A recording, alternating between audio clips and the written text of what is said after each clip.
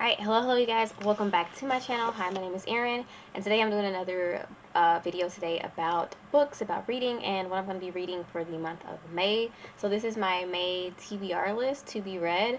I didn't even know what that term meant until I started watching BookTube, but since I've been more interested in watching some creators here on YouTube that do BookTube and talk about books, reading, and whatnot on their channel, I've been quite interested and wanted to do it on my channel as well. So, I've got a couple books here that I want to read for May. April, I kind of slowed down my reading. I've read a lot in March and like beginning of April, but then mid-April and then like end of April, I slowed down a lot. So I'm not going to put a whole bunch on my May TBR, and I'm just going to put actually follow up with these books here, and also a book that I did not end up reading. So let's just get right into it. I also will update a little bit on my book bingo in this book as well, in this video as well. So if you like channels that like to talk about a variety of topics, including movies, makeup, and books, then this is definitely the place for you. Think about hitting the subscribe button down below, and also give this video a like by the end of it if you enjoyed it. So without further ado, I'm going to get right into, first, a little quick update on my book bingo. Here's one of them. I've gotten a lot of things written on here. I've gotten bingo in 2 rows already, and so I'm still working on some of these prompts, like a book set in Africa, book with 1-word title, horror novel, read an autobiography. So I've got quite a few more to go, but as of right now, I've read quite a few books, and my goal was for the year to just do 25, because usually for me, I read a lot. I used to read a lot. I could read probably easily 100 books a year, but I haven't read a lot like that in a few years now. So I wanted to pace myself and give me a lower goal so I could beat it. But I feel like I'm going to definitely get past 25 books even before the middle of the year. So I'm thinking of raising that up, but I also have some other little prompts here and challenges for myself. So I'll definitely be able to increase my reading past 25 books. But with that aside, let's go ahead and hop into the books I want to read for May, possibly, or I'll into June as well. So the first one is one I've mentioned in another video. It's The Institute by Stephen King. It's one I actually started. I want to say I started this last year, actually, but this is as far as I got. Excuse the dog ear. I know that can be sacrilege for some people. I don't mind doing that to books, although it does create sort of not a prettiness. I do prefer bookmarks, but when there's no bookmark around, I just fold the corner. This book, it's not that it wasn't interesting, but I just kind of was not interested in reading last year, pretty much. So I want to get back into it. I'm probably going to have to restart it because it's been a while. I was going to read this in April, but like I said, I didn't get much reading done. So this one is about a young boy. I think this is about a boy that has special powers, or some children that have special powers, something like that. And I know when I started reading it, we were following a man that used to be a police officer. So I don't know when the kids are going to come into it, but I'm excited for that one. I'm going to try to go into it as blind as possible, even though I've already read part of the book. The next book I have here, Christopher Pike. This is definitely so much of my childhood, my young adult or teen years and preteen years, and even elementary. Yeah.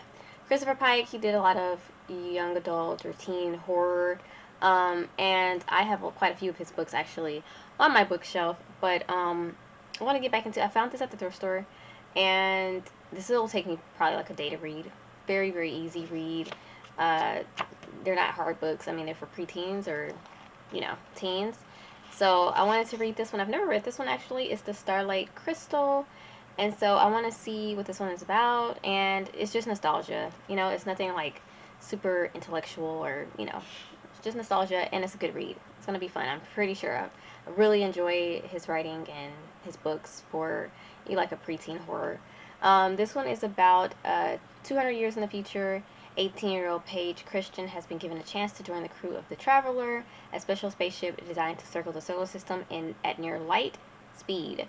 And then 1 day aboard this Traveler is equal to 10 years on Earth. So it's in a time capsule basically in space, and their purpose is to study the changes on Earth throughout 2 centuries and then return home. But something happens on the Traveler, something that also happens to the Earth, an awful thing, and the years pass, billions of them, and still Paige Christian lives on and remembers all those left behind until the day she finally does come home to a world in the future no human being could have imagined.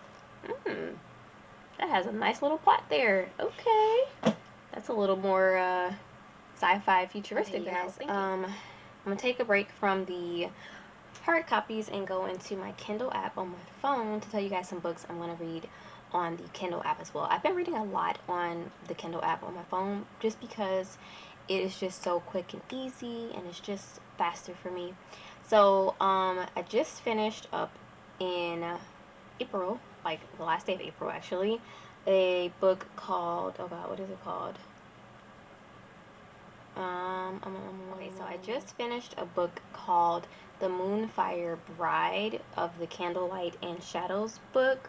So that one was pretty interesting. I wouldn't say it was like all that the best thing ever I've ever read, but it was quite interesting. It was kind of like a fantasy romance novel.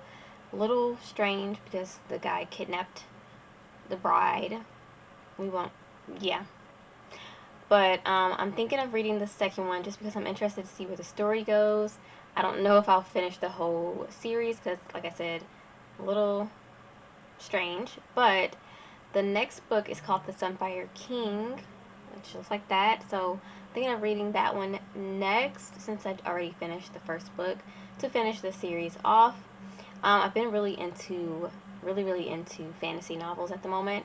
I'm also thinking of reading The Traitor's Mask, which is that one there, and that one is by Kinley Davidson. The other book, I'm sorry, I didn't even say the author. The Sunfire King is by Sylvia Mercedes, and so I've really been into like fantasy romance novels for the past like couple weeks, so I'll probably continue on that path. And I'm also finishing up The Faceless Mage, yeah. So I'll finish that one in May as well. I'm 70% done with it, so I'll be finished with that one as well. So yeah, those are some books that I'm going to be reading in May, some of the digital ones. So let's go back into my hard copy ones. The next book I'm going to be getting into is by Octavia E Butler. I've been wanting to read her for quite a while and to get into more, of course, Black authors. And I wanted to read her other book called, oh gosh, there's another book by her that's really popular that I've heard a lot about. The name's escaping me. Maybe I'll put it on the screen. But that book was, it's Kindred. I think that's what it's called, Kindred.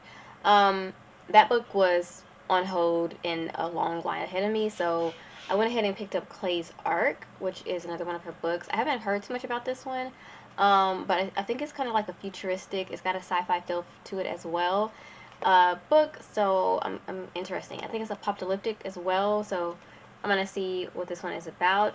I know we're going to be following a family, and they're going to be in this bizarre new world in the California desert. So on my list here is this one by L Stein. Also, the Goosebumps books were definitely part of my childhood, something I definitely grew up reading these books and collecting them. I used to have a large collection of them, but I lost those books when I moved to Georgia, and so I started recollecting them, and I have quite a few of them.